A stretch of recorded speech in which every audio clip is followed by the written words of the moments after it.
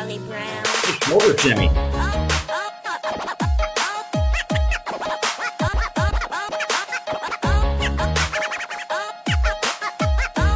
on, Charlie Brown. All right. Oh, hello, Bryan. Oh, hello, Jeremy. How are you? I'm doing great. I'm doing great. It feels so nice to have such a close friend, someone who I know quite well on this pod. I want to thank all of our guests for watching on LinkedIn, on YouTube, and all of our guests that are listening via Spotify, Apple, Google, et cetera, et cetera. With that said, I know my ARP card carrying friend quite well. There.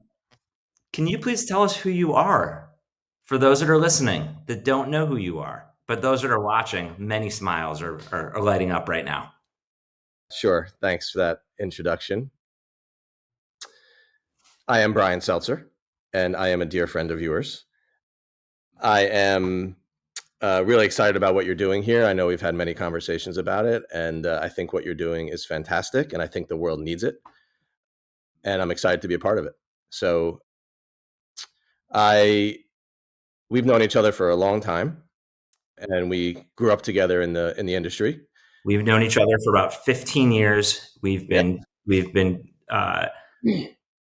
good friends for about a decade, and great friends and confidants for quite a long time, for sure. And you're a very special person in my life. So just so everyone hears that and knows that. Yes. So I was saying it in jest about being an ARP card carrying member because I wanted to see how you'd react.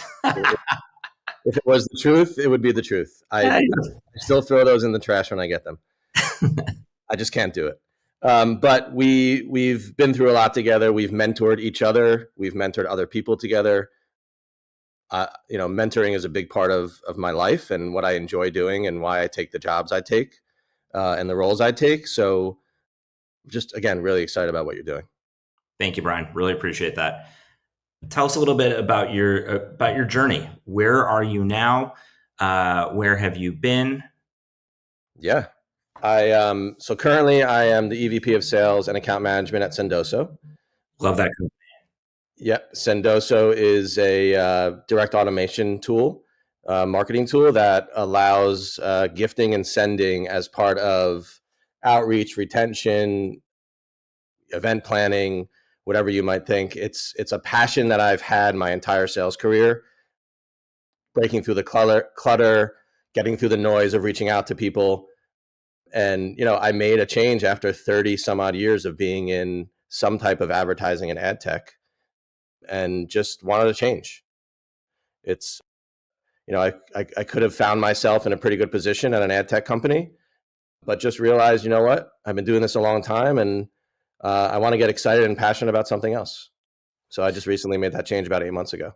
Well, and you're someone who's so passionate and gets excited and rallies the troops and shows your charisma, and you wear your emotion day in, day out. So being passionate about something is for sure one of your best skill sets and traits. What are other areas that let me take a step back. How would you characterize some of your skill sets outside of being passionate? Some areas that you bring to the teams that you build, the teams that you run, the organizations that you run over your 30-year career? Yeah, listen, what I would tell my teams and the way I like to coach and manage and mentor is that you, first of all, have to be passionate about what you wake up in the morning to do. And if you're not passionate about what you're doing, you need to rethink your path, because we spend a lot of time doing what we do, 8-10 hours a day. And if you're not excited or passionate about doing it, then first of all, the work product's not going to be great. And second of all, you're going to go and people around you at home, your friends, your family are going to feel that struggle. And it's just not fair to anyone, including yourself. And additionally, be curious, right? I've always been just very curious, ask a lot of questions, be direct, which I think, if you were to describe me, you would describe me as that. Blunt, direct, and get to the outcome, right? Don't be scared to ask the hard questions and get to the outcome. You're blunt, you're direct, you get to the outcome, but you also care behind all of that. So I think being true to yourself, true to your team, true to your family, is really important as well.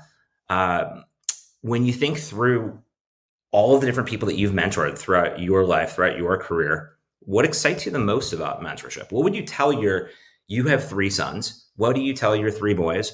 What do you tell your teams across your experiences when you look back and what you know now versus what you knew then? What are some words of wisdom that you would give people? So I have three C's. It's be curious, be coachable, and be creative. Is the way I like to lead in mentorship, and I have a son in college. I certainly have told him those things, and I think the other thing is, and I kind of got this at a very young age from my grandfather, who was a jeweler who just drove thousands and thousands of miles. He was on the road all the time, and he would show up at jewelry stores and sell jewelry.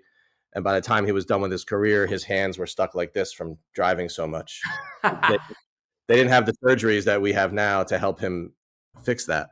So, But pardon the interruption, Bryan, but for those who are listening, it was a white knuckle kind of grip around a steering wheel.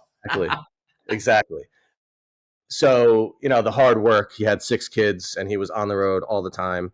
And, hard work is key. And whether that hard work means putting in the hours or showing up and just delivering and being present, uh, you got to work hard. And, it's not always the case. But if you are brought up with that around you and that understanding in your mind that you just have to get in and deliver, hashtag deliver for those that are watching, you will win, and you will grow in your career just through that, because you're going to outwork the person sitting next to you. I love that. You got to show up. You have to be passionate. You got to deliver. You got to just roll up your sleeves. You have to be charismatic. You have to be curious. You have to ask the questions. Thank you for sharing the three C's. Those are really insightful. Besides your grandfather, who are a couple other mentors that have made a profound impact on you? Yeah, so we can talk about too. So, and these are professional mentors. So, and Professional. You gave one personal, I and did. by the way, I appreciate so much the co-mentorship of partnership with you of what you and we were ham and egg, peanut butter and jelly for so long, where it is the absolute feeling, where wonderful feeling, where you and I would ping pong every single day, mutual mentorship. So I appreciate you saying that. The feeling is 100% there as Absolutely. well. Yeah. So professionally, Andy Monfried, who is the founder of Low2Me, and gave me my start and took a risk on me in digital media, or digital, I would say ed tech, because we were a DMP also. So, and he helped me. I entrusted in me and opening up the New York office with him and building that team and that company. And from that point forward, all the things I learned from him and his management style are ingrained in me. And the opportunity to then go work with Brett Wilson, who's my next mentor and continues to be my mentor today at TubeMogul. The things that I've learned from him, his tenacity, his will to operate, and not just be the founder that kind of stands at the top and watches everything happen. Definitely not Brett. Get in the weeds and as we say, make shit happen.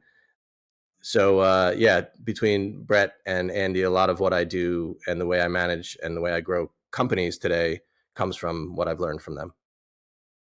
Yeah, I love that you mentioned both of them. I know that Andy had a profound impact on starting your career in the tech industry, and you and I both really developed working with Brett. Just such a fantastic mentor to both of us, and such a even better person. So love that you called them both out. Thank you for doing that. Of course. As a hello, you know that you're going to be able to choose amongst 40 something different charities to donate to after each of the sessions that you do as an expert, as a mentor, as a hello. What are some charities or a charity that's near and dear to your heart, Bryan? I would have to go with St. Jude's. I had the opportunity a few years ago, as they were a client of mine, to go out and visit and take a tour of the hospital. And first of all, if you have the opportunity to do that, I would recommend it to everybody. It is amazing what they've built there, the families that they help, the children that they provide for. And I left there with, just a feeling of just it was unreal. They fly people in, they let the families live there while their kids are going through what they're going through, and all of this is through donations. So I support and will continue to support that. And yeah, if there's no other, I need it's one charity. It's St. Jude. That's amazing.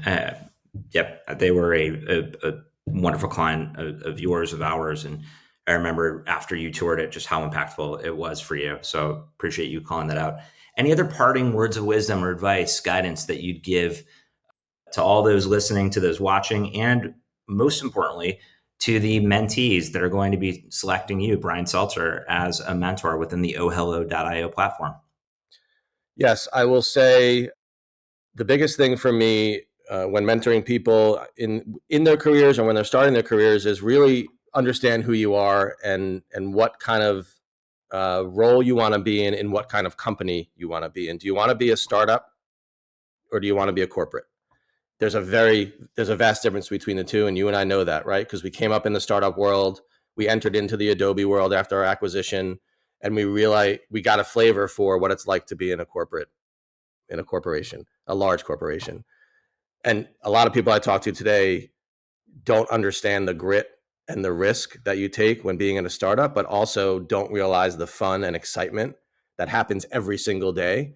So I'm not going to suggest one or the other, but I will suggest that you dig deep internally and figure out, do you want to be showing up, having everything set up for you, ready to go, or do you want to show up and have to build everything you need to get your day done? And to me, building is what drives me, and it's exciting. And I'm at a startup right now again, and I just love it. I just love it. Well, you're a fantastic builder, a wonderful friend, a great dad, and just such a good person. So thank you, Bryan. We appreciate you being part of this. I appreciate you dearly. Thank you very much, my friend. Bye, All right. everybody. Thanks for listening. Thanks, Bryan.